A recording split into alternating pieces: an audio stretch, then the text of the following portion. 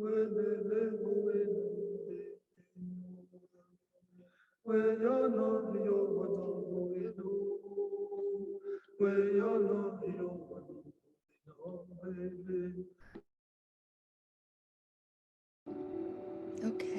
so we're gonna go ahead and start. Good morning, everyone. Hi. Wow, it's a beautiful, beautiful group I'm seeing. Good morning.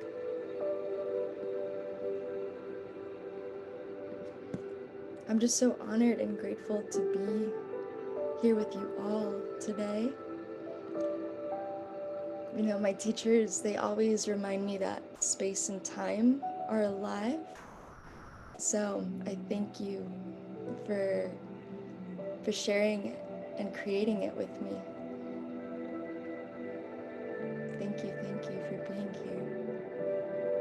If at any moment the audio is a little bit weird, okay, music is a little loud in my background, perfect. I was just about to say.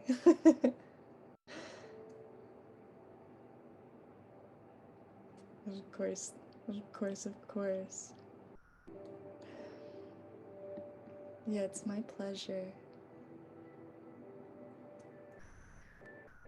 Oh my goodness, I love how everyone is communing today. Good morning, Emily, Desiree. Good morning, Nina. Good morning, Melinda. Good morning, Emily, Sean. It's good to see your faces here today. So before we really dive in and begin, I invite you to just close your eyes for just a second and imagine that we're all in a circle. Take just a moment to arrive. You can feel your heart beating. Take a moment and connect with breath. Give a little thanks to life.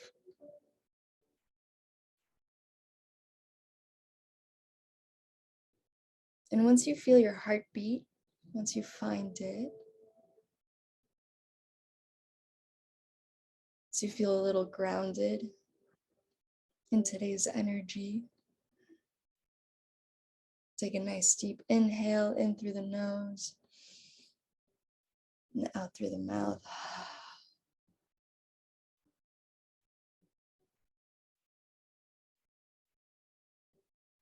And just settle into the body for today.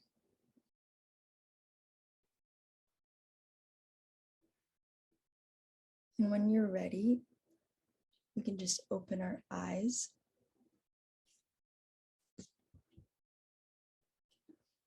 So there's a lot of people here, and I'm so honored.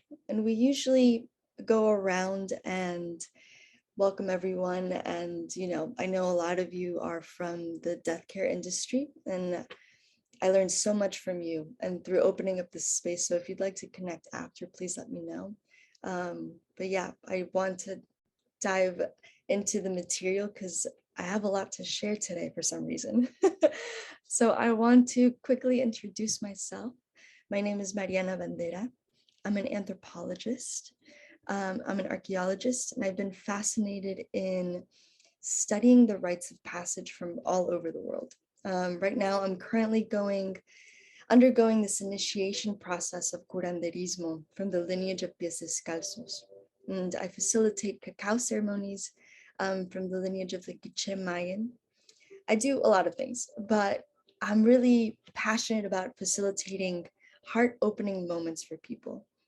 So this webinar specifically was inspired by my teachers in Guatemala and Mexico after having a lot of in-depth conversations around the fire and explaining the life-death life cycles that we experience here on Earth. So I wanted to open up space and share this with you because I feel like it's very prevalent right now.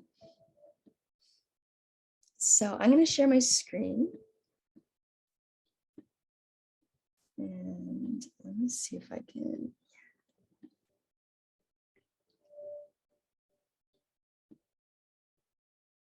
Can everyone see it? Everything's good. Okay.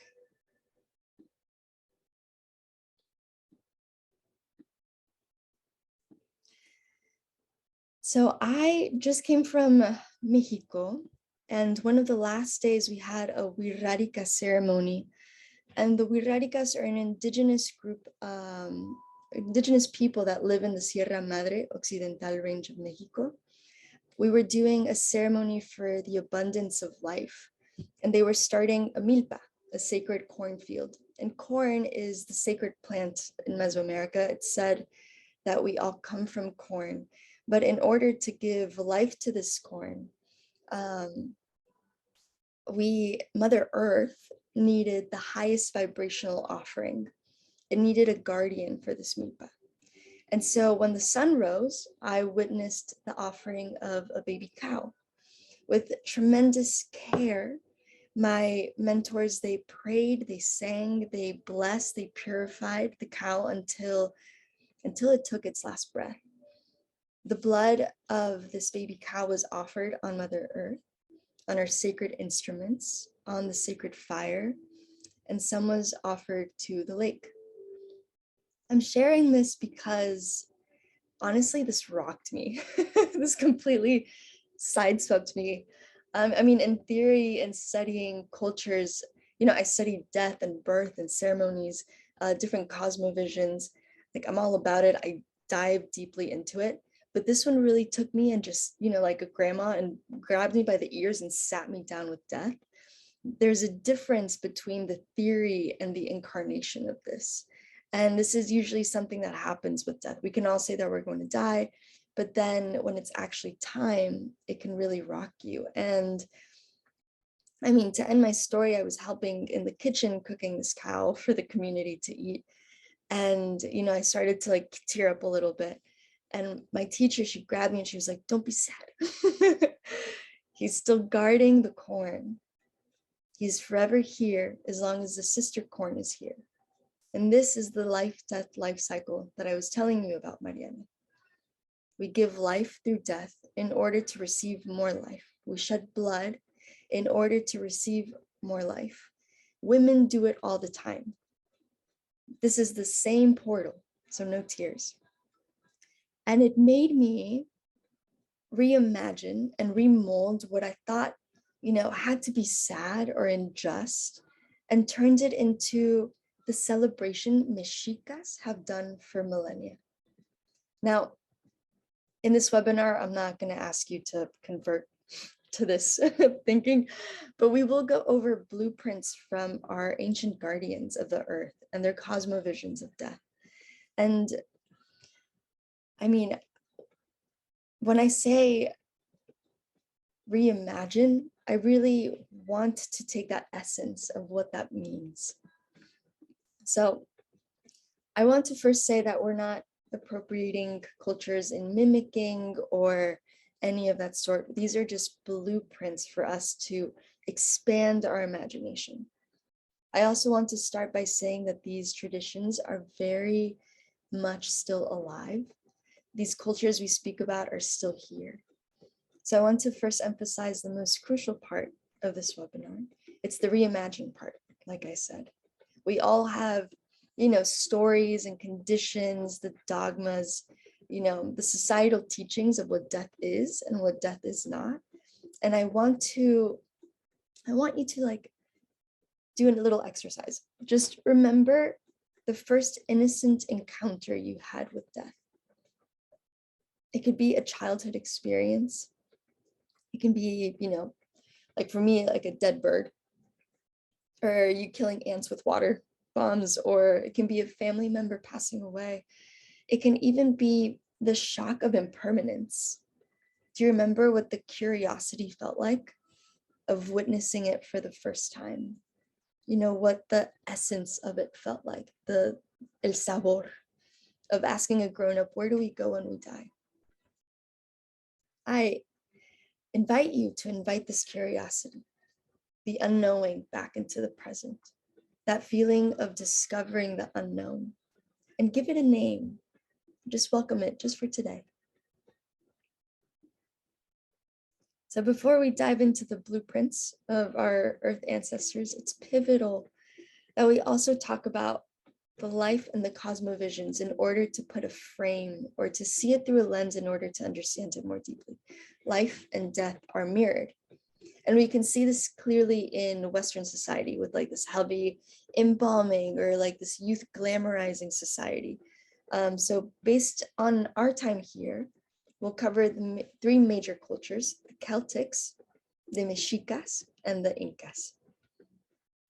So just a little 101, the term death comes from the Latin mors or mortis, and it's a cessation or a termination of life. In anthropology, we study this within two axes. On one hand, it's our beloved deceased and how we take care of our dead. And on the other, it's all of the emotions and the societal activities surrounding death. Oh, sorry.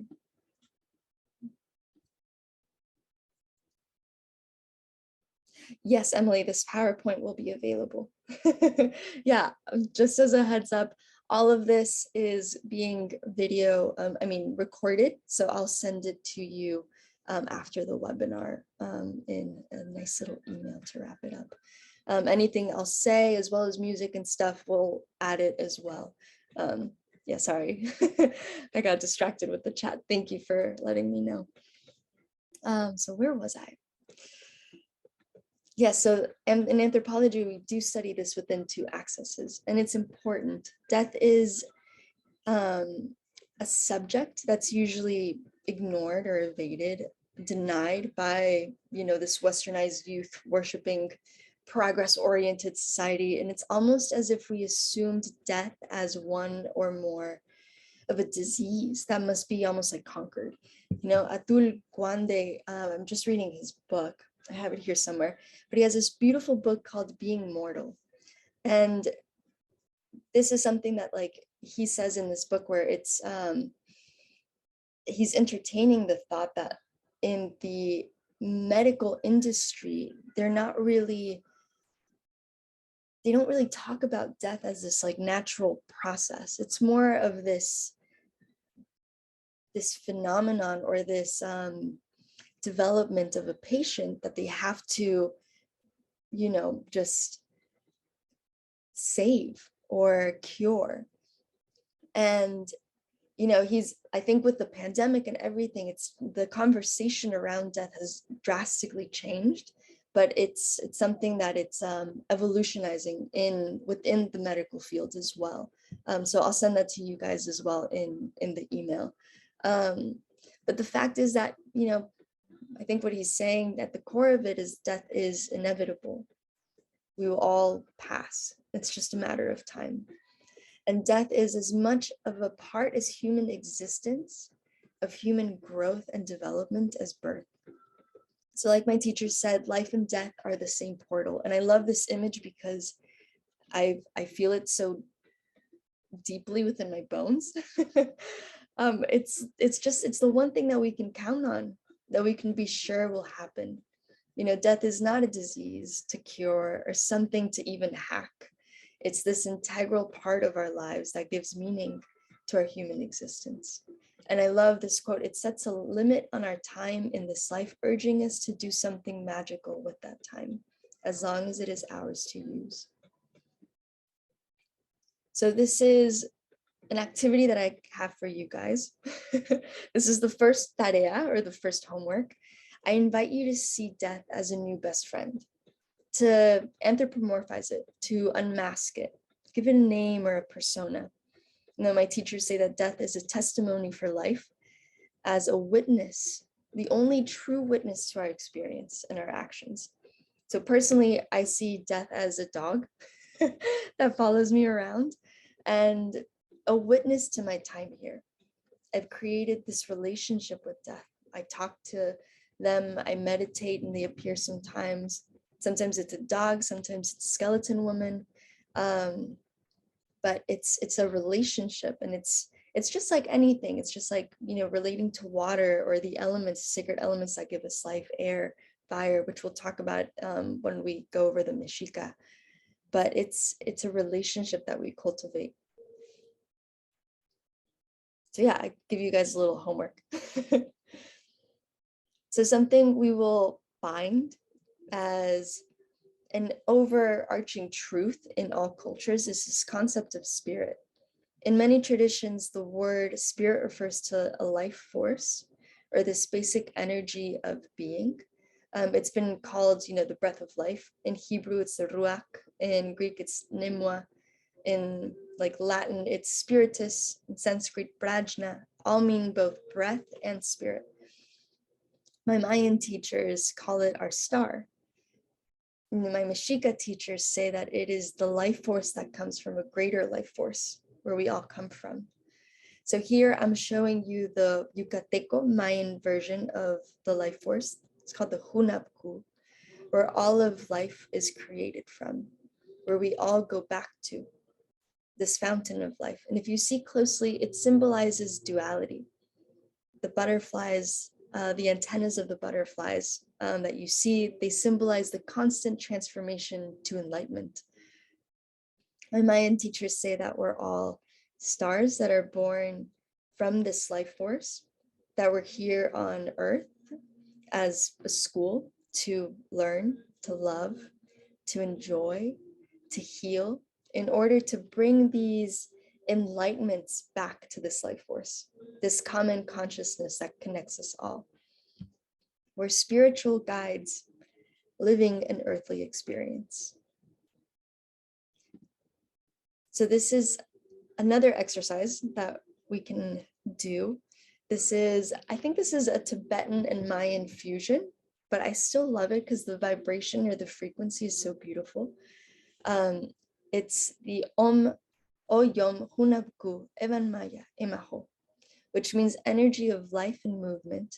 Give peace and tranquility to all humans. And it's a mantra. And you can go Om Oyom Hunabku Evan Maya Emaho.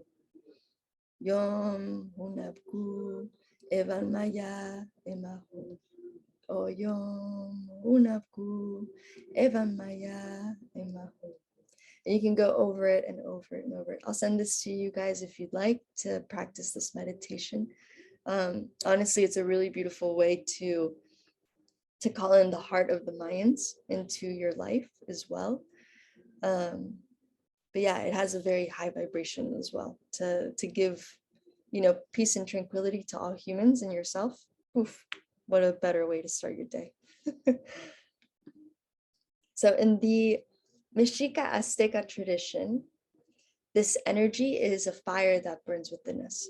Fire is my spirit. And there's a beautiful song that goes, earth is my body, water is my blood, wind my breath, and fire my spirit. It goes, tlali no nakayo, atli no es, ehekat no ehit, inwatletsi no tonai. But it's a beautiful song. We usually sing it in like the mascales or just when we need to be remembered that, we are part of nature and these energies that give us life are also within us. And I won't sing right now because my voice is a little hoarse, but I will also send you all a beautiful song so you can vibrate with it as well. So we first see the evidence of man understanding, that life is ephemeral from our Neanderthal ancestors approximately 500,000 years ago. There is one site in particular, it's in a cave in northern Iraq. And this site was home to the remains of 10 Neanderthal men, women, and children. They were found with ancient pollen clumps, which is fascinating because it suggests that Neanderthals may have included flowers as part of their funeral rites. But it goes to show that, man has been elaborating on this funerary rituals and potentially creating these beliefs about the afterlife for eons. And something that, my teachers in anthropology, when we talk about death, they always say that, perhaps man became man from the moment that we became aware of death and began to bury our loved ones with care. I do want to point out that this doesn't make, humans special. And we are very special, but our animal brothers also have funerals, like elephants, chimps, and dolphins. And when I was putting this slideshow together, I came across a BBC article that says how animals respect the dead. I will also be sharing all of this with you guys in case you guys want to read more about that. And there's some things that we can see across all earth-based cultures.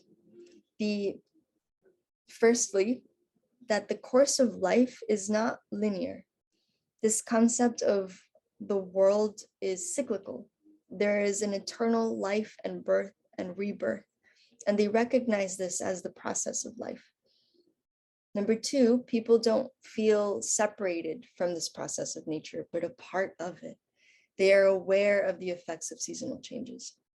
And archaeologically, we know that people across the world in the past throughout thought about death on a daily basis. You know, I think if we imagine it today, like if we've ever been, you know, if we've ever had chicken pox or if we've had antibiotics in the past, those would be like these high mortality rates that we see statistically.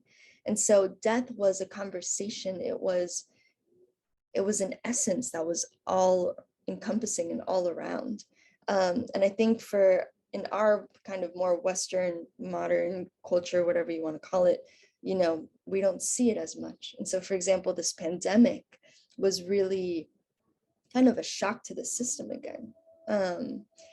But yeah, these are like the three things to note when we're talking about, you know, earth-based cultures specifically. And again, the cultures that we're going to be talking about are still present. They're still here. So for the Celtic people, for example, the world and the universe are seen as magical.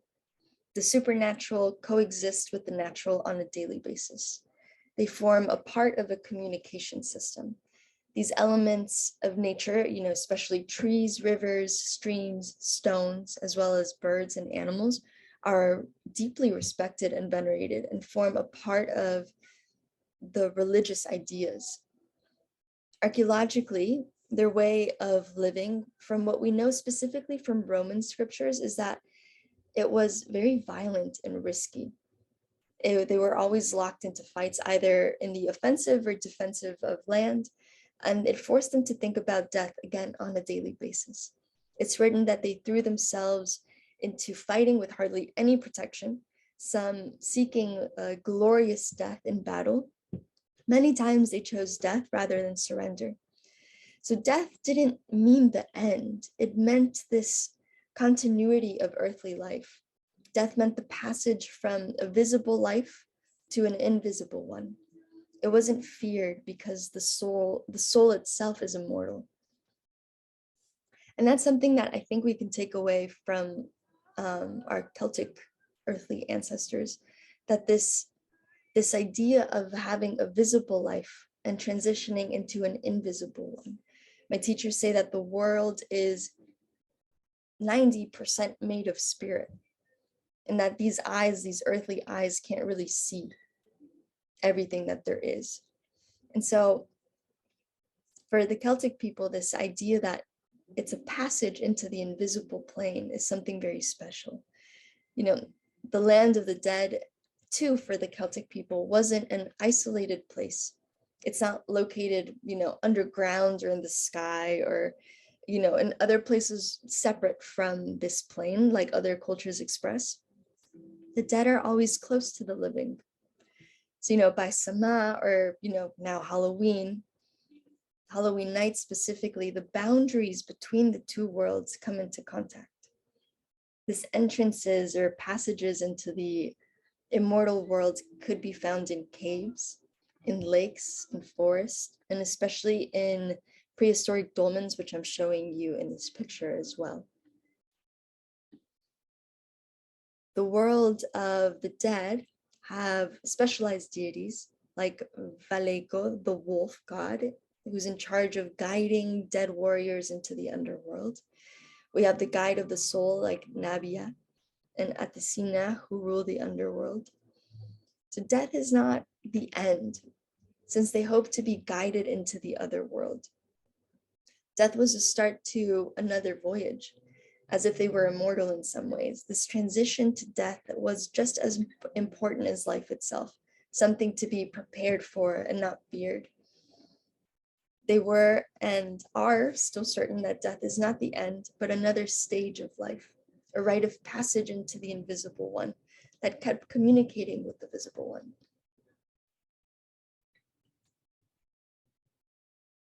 So like I explained in the beginning, the people of the Sem Anahuac, or Mesoamerica, have this balance of life and death, which supports the balance of the universe and the forces that give us life.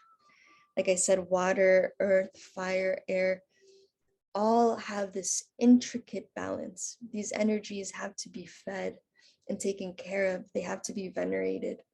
There's a relationship with these energies that give us life and the energies within us. So specifically in order to wrap our heads around this more in the Mexica way, we have to talk about Ometeo. This is the energy of duality that gives life. This is the mother and the father, the light and the dark, the positive, the negative energy. This union is seen in biology and agriculturally. Life and death has been explained to me so much with corn, with maize.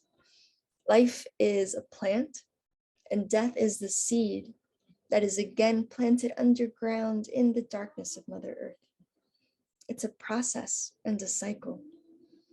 There's no word for death in Nahuatl. We just go back to the source of life. For the Mexica-Azteca culture, the importance was how a person died. A symbolical death was of the utmost importance. It determined where and with what, deity you would go with, or with what energy.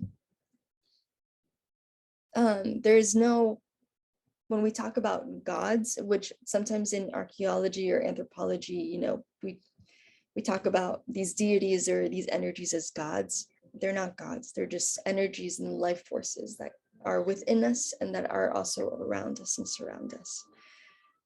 So for example, the house of the sun was reserved for people who passed as warriors and through offerings of themselves, and also women who died in childbirth.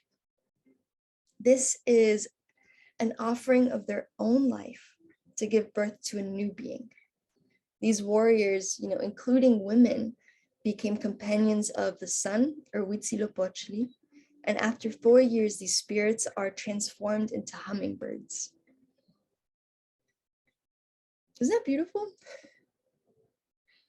What's interesting to really note and dive into this is that Mesoamerican cultures, or cultures from the Sem Anahuac, is that the cycle of death isn't just reserved for humans and animals. The sun and the moon and all of nature follows the cycle. Each day after traveling, the celestial sky, the sun sets and is led into the underworld. It's called Mictlan for the Mexica and Xibalba for the Mayan. And thanks to Cholot, or the dog, who is a guide for the underworld, which is also represented by Venus, is resurrected the next day with a new brightness. And if you've ever seen the movie Coco, you've seen the guiding dog. And now if you see the sunrise, hopefully you will recognize Venus, or our Cholot, guiding the sun back into life. So we can see that death, just as life and the activities of life, the activities surrounding life, like the calendar, the myths, the festivals, are all cyclical and constantly moving. It's alive. And death is also a living essence with a heart. In a lot of our ceremonies, we talk to, in the Mexica specifically, we talk about, Tezcatlipoca and like all of the energies that give us life, the air, water, fire, And they all have a heart, and we all talk to that heart, and we summon the heart into whatever ceremony we do in order to heal. So I invite you, this is something that we can take away from the Mexicas as an inspiration. Death has a heart. We can call it. Today, before I opened up this space for everyone, I had a little cup of cacao, and I thanked the energies of today, but I also invited the energy of death, the heart of death, to come in and guide me through what I needed to speak about today. But this is what, it's a relationship. And I think that's the biggest takeaway that we can have from the Mexicas. So finally, for our Incas, our Inca earthly guardians, nature as well is the main access and model of all relationships. For the Inca, man and Pachamama, or Mother Earth, are a whole, and they live closely and perpetually related. The Runa Kuna, or human beings, are a part of and belong to nature. They believe that stars, the stones, the mountains, the lakes, just as people are conscious beings that make society, they actually have a role that is more important or just as important as human beings. They talk about having hearts, they communicate, they make decisions depending on interactions. If you've ever been to Machu Picchu or any part of the Inca Empire, you will usually see a lot of people. For example, recently I saw this. I have a friend there who was taking a video of them speaking to the heart of un ojo de Dios, or a well of spring water, where the water is being born, and they put flowers over it, and they take care of it, and they whisper like beautiful things to it, they sing to it. And it's this relationship, the symbiotic relationship between, something so magical and like that is found in nature and themselves. So this relationship that is kept with these conscious natural beings is cared for, it's valued. And from this relationship, this link, comes a harmony of the universe and how it's sustained. So the universe, as I'm showing you here, is divided into three worlds, three levels. The Ucapacha, or the lower world, this is the world of the dead, of the unborn, of the subterranean, the feminine, the base of everything. Without it, no roots or growth is possible. And any cave or opening where water flows is where the sublevel communicates with ours, between the Ucapacha and the Caipacha. The Caipacha is the in-between world. It's associated more with the masculine energy. This is the earthly plane that we live on, where we have to work a lot. We have to strive to be fair and earn this right to cross this bridge that's made of hair to reach the Hanan Pacha, the upper or the celestial world where the gods live, where the energies, the divine energies that give us life live. So it's important to note that in Quechua, the word Pacha means space and time simultaneously. And there's no separate words for these concepts, which I think is beautiful. And, my teachers always say time and space are alive, and we are weavers of time and space as well. So we have this relationship with it. So, as you're getting this picture, death for the Incas is also part of the cycle of life in its most natural state. Existence is also not linear. As a teacher of mine once said, one is born to die and one dies to live. And in this way, death is not a tragedy in the life of the Indians. Death is like a conclusion or a fulfillment of a stage of life, but it's a continuity of being within the, this existential and universal totality. It's this relationship with the whole. And death is like a journey into that dimension of life. And this is something I think we can be really inspired by the Incas. For the Andean people, they believe that when they die, a journey began where the soul of the dead had to travel through the mountains to finally face a bridge that was very difficult to cross and to be able to reach the Samahuasi. That was always really hard to pronounce, Samahuasi, the house of eternal rest. In old manuscripts that I've been reading, it states that after death, the corpse of our beloved are not touched for 5 days because their souls could detach itself from the body at any time. And upon leaving, the soul flies up to a place. And sometimes the dead can return after 5 days. And this is why altars are so prevalent around the Andean Empire. They offer food and drinks just in case the soul wants to detach and then come back to just visit for the final time. So within those 5 days, you'll usually see a lot of ofrendas, a lot of flowers and food and drink, and they're still in relationship with the human, the human part. In the coastal towns of specifically northern Lima, it's believed that the souls of the beloved after death go into the islands of Juan and they continue their existence. But I loved reading about this because in their journey, they were accompanied by sea lions who helped the souls reach their destination. So it's something that we see throughout a lot of cultures, that there is this guardian or this companion, because as humans, I think we naturally are very afraid, since these eyes can't really see the spiritual realm. We're always like, what happens afterwards, right? And I love that in so many cultures, we have these guardians who can take us and say, it's okay, I know where to go, and can lead us into the underworld, into our final destination. That's something also to, take from. And this is part of the tarea, or the homework I gave, to give death a name, be in a relationship with it.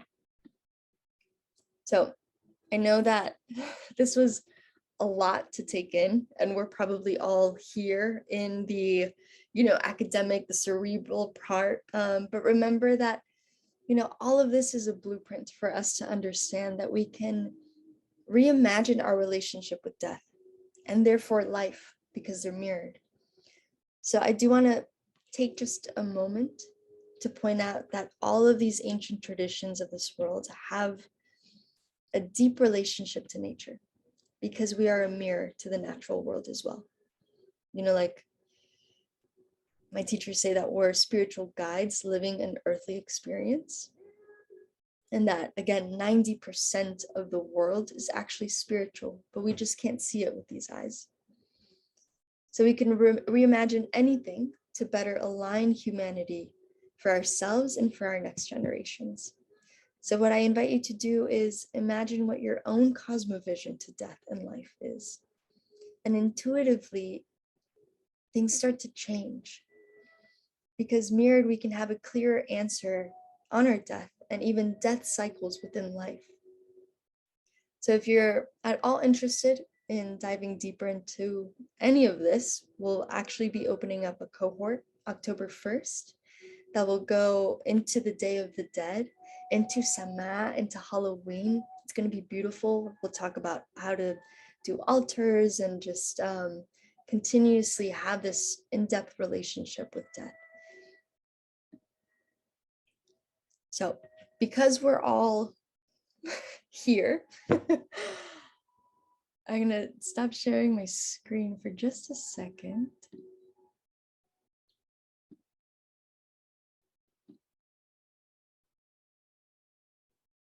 Oh, I don't think I can just yet. That's okay. That's fine. But I wanted to invite you, because I know that this is a lot to take in.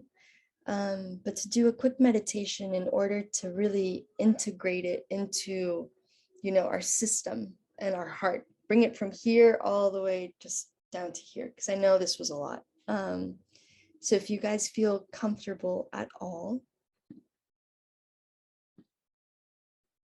we can go into meditation. If you feel like this is the end for you, not a problem. This will also be shared at a later time this week. So you can do this meditation at any point that you wish. But for those of you, oh, stop share. There we go. Now I can see you guys.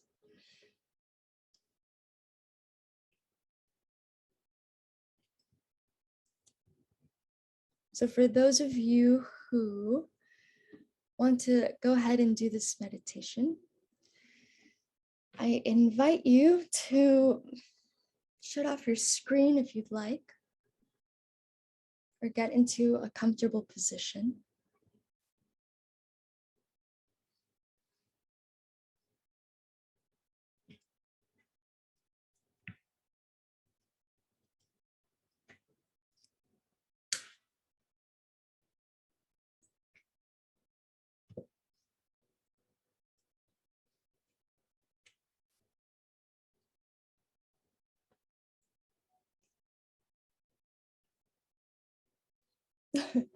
Let's take a deep breath in through the nose. Fill up. And exhale out the mouth. Let's do this 3 times at your own pace. 3 cleansing, maybe audible breaths in through the nose and out through the mouth.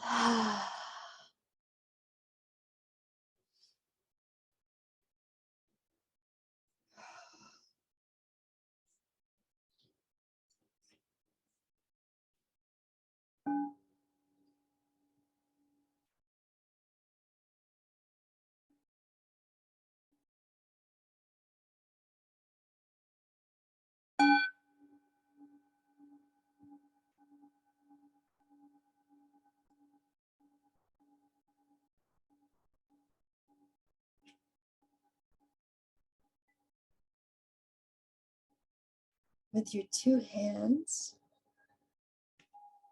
create friction until they are warm.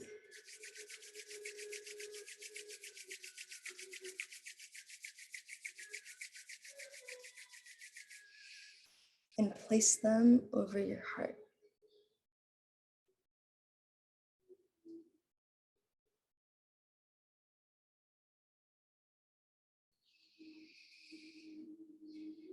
Take a moment here.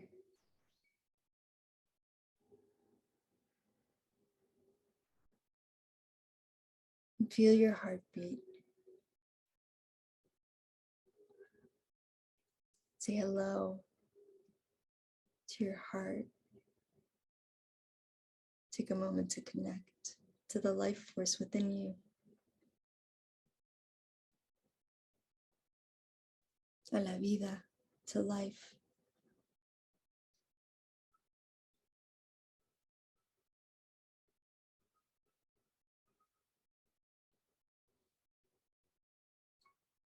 Take a moment to notice the sacred forces of life within you. Your earth as your body. Your water as your blood.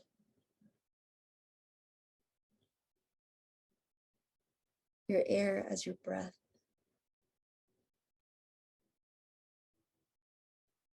And your fire as your spirit.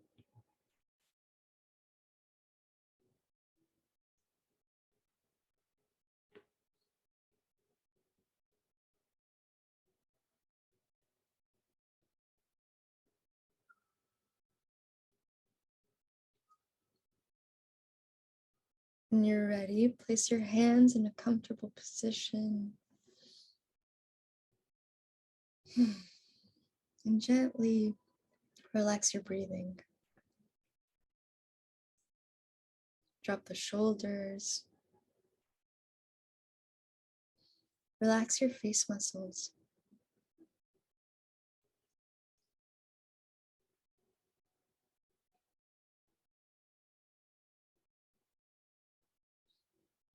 And feel as if you start to drift away from your body for a minute.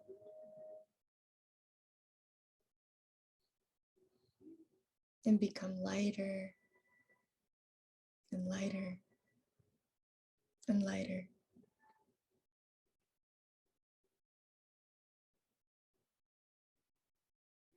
Imagine roots coming from your heart down to the center of the earth. Lower and lower and lower.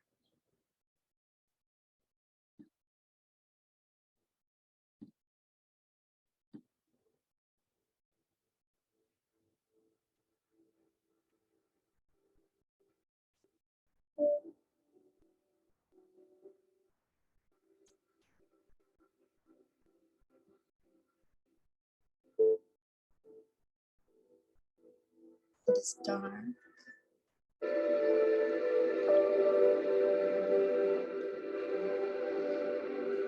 And you're safe in the belly of Mother Earth.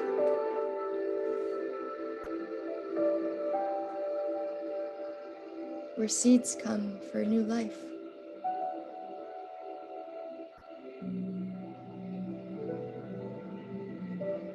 Feel a warm embrace from her, as if you have returned home.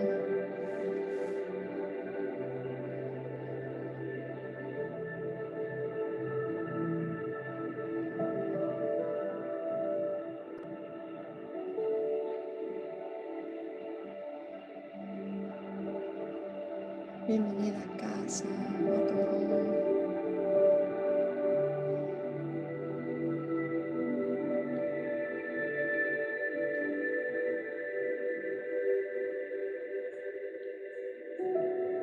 Imagine a golden light that forms from the center of your heart. As it expands,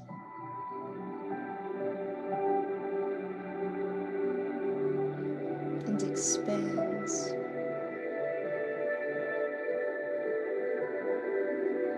and it engulfs you completely until you are only light, radiant, vibrant.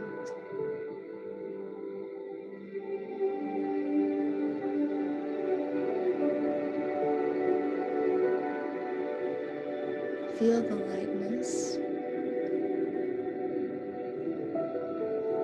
as you become lighter and lighter, and slowly rise up and up and up, out from the belly of Mother Earth.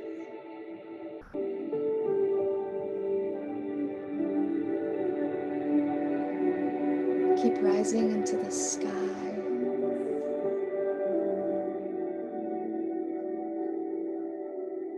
until you become one with sun.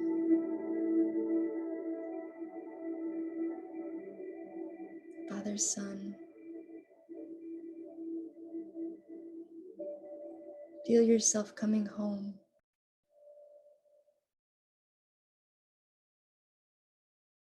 A warm embrace as your light shines and merges with sun.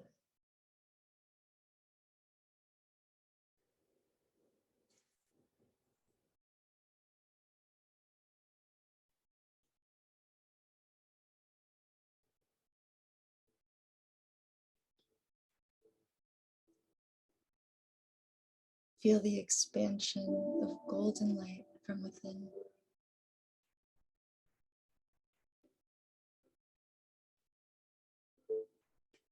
Feel it radiating through.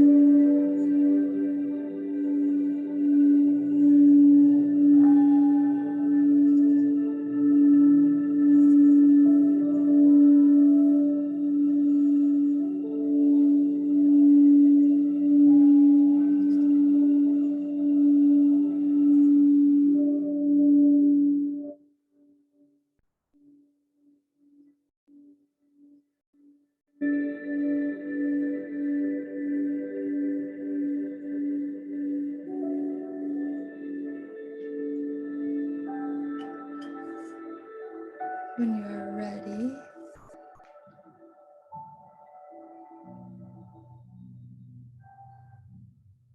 feel yourself come back to this plane.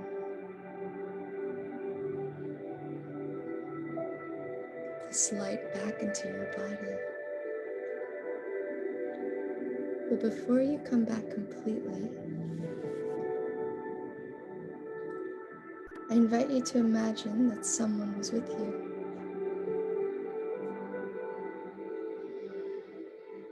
A spirit guide who took you to the center of the earth.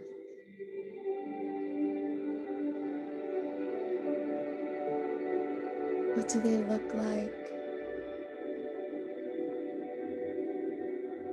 What form do they have? Have you met them before?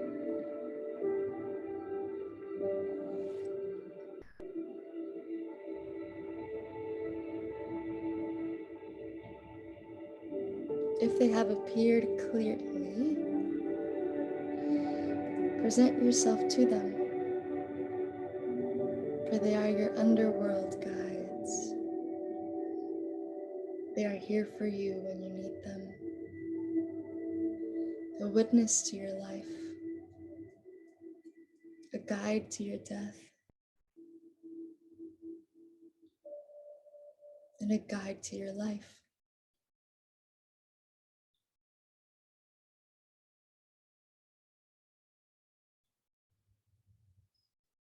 They will be there.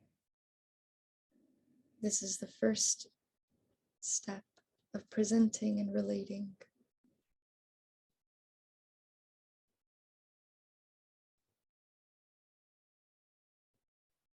When you're ready, come back to this plane completely and start wiggling your toes and your fingers. Maybe take a conscious breath in through the nose, out through the mouth. When you're ready, at your own pace, you can even place your hands over your heart again.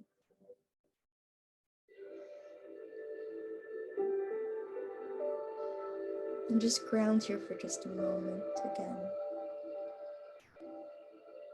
Take a moment to be grateful for the life force within you. For this precious moment of time you are alive for.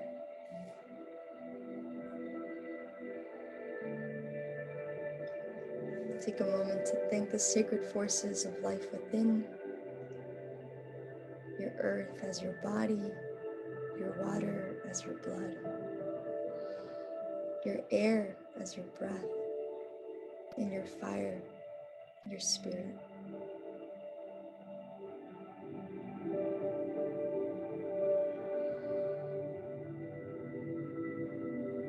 And with this new energy of gratitude,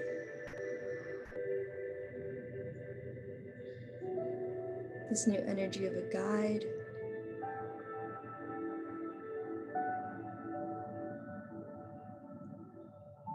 you we can open our eyes and come back completely.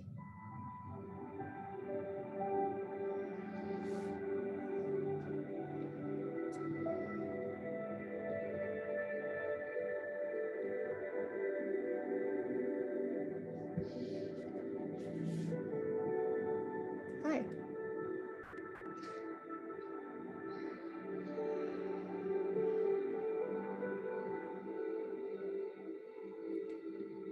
I want to open up the room if you can. I know sometimes after a meditation, words and integrating can be a little hard.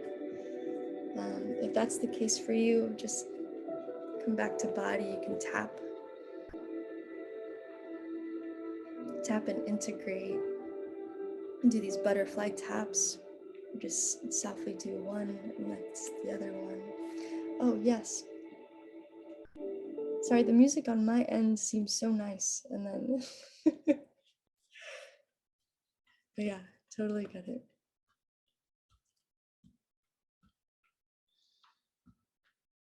Yeah, just come back to body for just a moment.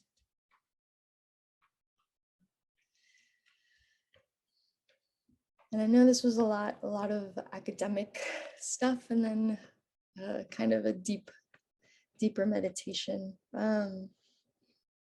But if you need help integrating or at any point during the next couple of days, you can also send me a message. And yeah, we'll connect and talk. Oh, thank you, Kendra. Yeah, if anyone, the room is open. You're more than welcome to say anything if anyone wants to share anything that has come up for you, either in like the plática or the talk or in the meditation itself. If you know, if your guide has come into your life in any way and you want to share, this is also a space that we can.